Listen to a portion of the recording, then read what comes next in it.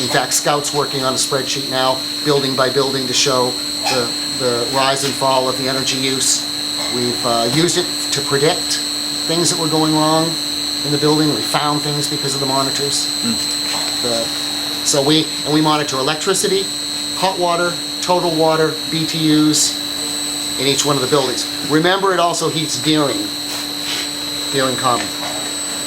And we have a line going to CFOX, but we aren't using any energy there. We have a problem with the way the design, and we're working on it now, but we need 180 degree hot water to produce hot water to the Boilermates over at CFOX. And this water leaving here is 160 degrees, I think is what it is. So we'd have to increase the inefficiency of this boiler in order to use wood pellet heat in CFOX, and we're not willing to do that. So we're working on a new system now that will allow us to lower the temperature of the hot water. Therefore, we think we can heat maybe a quarter of CFOX with the remaining heat in here. And when we fix the envelope, we'll be able to heat the whole thing with it once we make the improvements that we should make. Cost of the installation, cost of maintenance. Cost of the pellets right now is $168 a ton delivered. This is 250 grand. But you can't, there's no way, I have not had the time to sit down and work this out. We would not have designed this asymmetrical parabola roof if we'd known we were going to use this instead of the TARMs.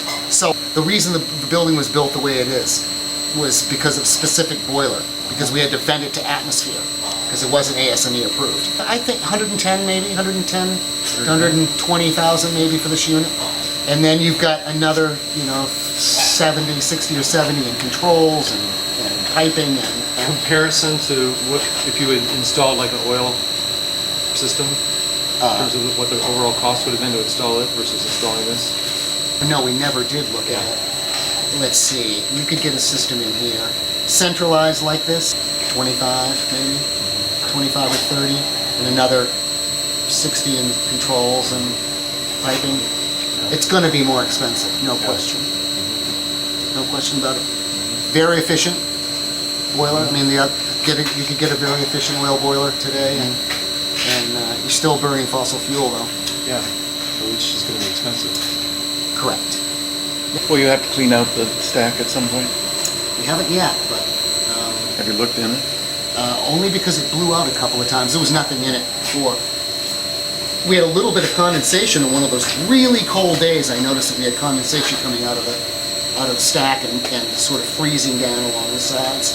But last time it blew out, there was nothing in it. Made a little dust, but nothing major.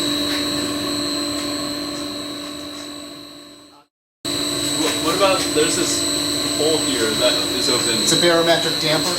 It adjusts the draft, keeps it normal. Every boiler has it. It's either built in or it's on the outside like this. This happens to be a big one. So. Well, a number of people who have home residential pellet units talk about problems with the feeding system. The augers clog up, so on. You haven't anything like this, and you haven't at home. Have you had any problems? No, because I have a space heater. It's a Harman 63,000 BTU. I fill the hopper and walk away. You didn't have an auger.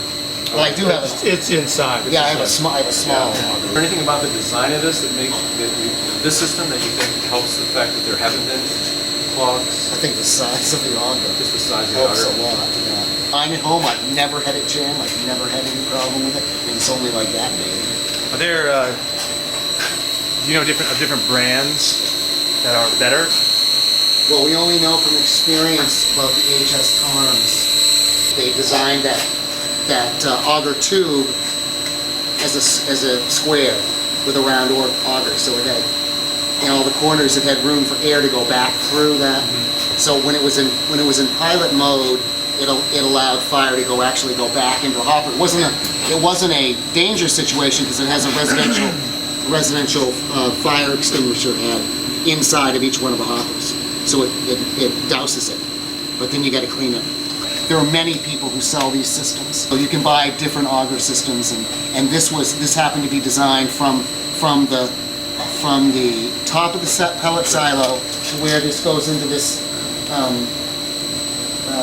safety systems over here was designed by Patterson, and then after that was Wiesman from that. A lot of people we've talked to have said that one of the big drawbacks to putting in a pellet system is the labor involved. It seems like one of the many pluses of this system here is that it's the delivery system. I mean, you guys, it's pretty hands off besides a couple maintenance things, you know. Right. So I guess